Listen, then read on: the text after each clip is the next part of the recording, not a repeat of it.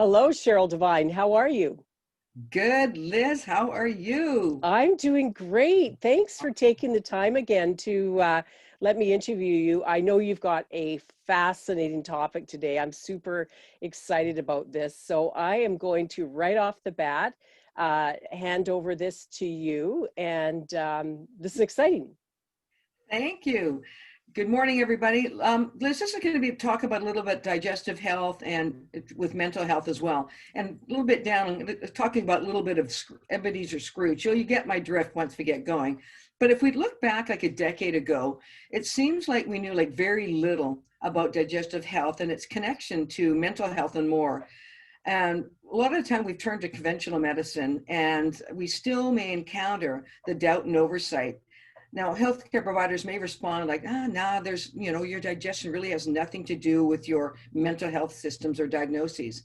But with all we know about the gut brain health, there's a lot of crosstalk. So it can be hard to believe what we didn't previously appreciate, not to mention what some still don't trust or choose to recognize. So about the gut brain connection. Yet the truth is that what we do know, or at least have suspicions about this biological link a long time ago. Like, I don't know, is it like cultural amnesia sometimes when we hear about this stuff and then we totally forget about it? Did science kind of forget about its origins, or perhaps we get kind of so caught up in a lot of the research and evidence that we really easily dismiss some of the wisdom that is deemed from the original trailblazers of Western medicine, like Hippocrates and Galen.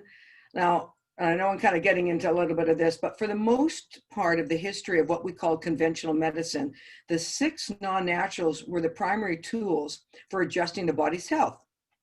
Like, these non-naturals were meant to explain the things that were not of the nature of man, the things that influence the health of the individual, but not inborn. So I'll tell you what they are. Isn't it interesting? And some of them you'll kind of figure out on your own. The six non-naturals include like diet, sleep, exercise, breath, excretion, and emotions.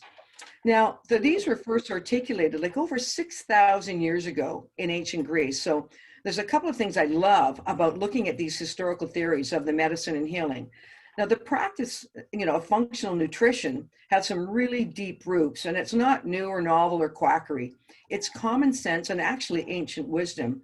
So you can see that the understanding that the gut has a big role to play in overall health and already clear, we must not forget it in order to discover it anew, all right?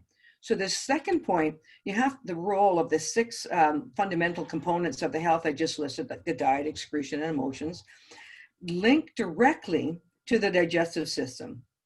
So this means the idea, like I do with my clients, a food, mood, poop journal that are critical or health we can figure out the well-being of where you are in your time. And it's been a consistent path of both knowledge and, for medicine for thousands of years. Not that they had food, mood, poop journal, but, that they had a good understanding of what was going on.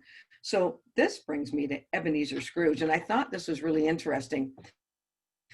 And because it's a holiday season, I thought it was really kind of cool because everybody's probably feeling a little bit on the Scroogey side. But because if you're a Charles Dickens fan, there's a part in the Christmas Carol where, Ebenezer Scrooge is trying to make sense of, remember that ghostly encounter that he had?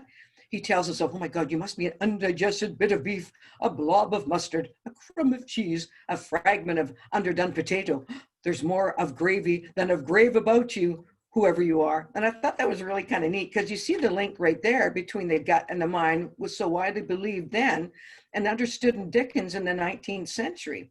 And this is a good reference as it kind of resonates with me and is a reasonable excuse for some temporary hallucinations and assume his readers would immediately understand it. So I don't know, it's just so interesting to see that, like, beyond Scrooge, many non-Western systems of health and healing also focus on food, digestion, elimination as key facets of a healthy mind.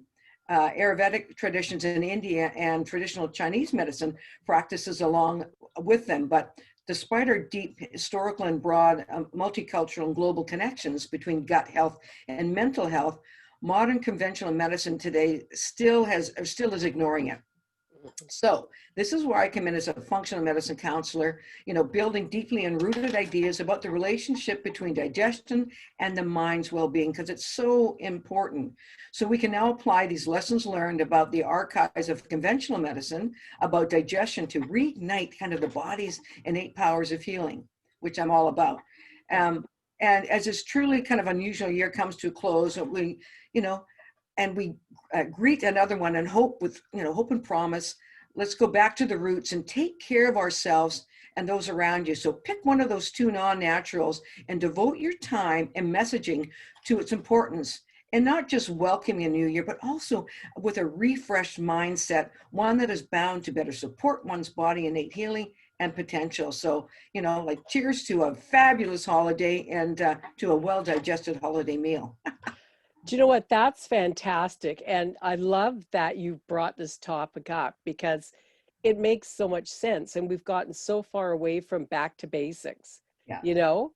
And it just makes so much sense. I love the fact that you're a functional nutritionist. This is brilliant, and it's perfect timing. And I'm thrilled that you're doing this. I can't wait for us to possibly take me through the project in February, or through the process in February. But in the meantime, how can people get a hold of you?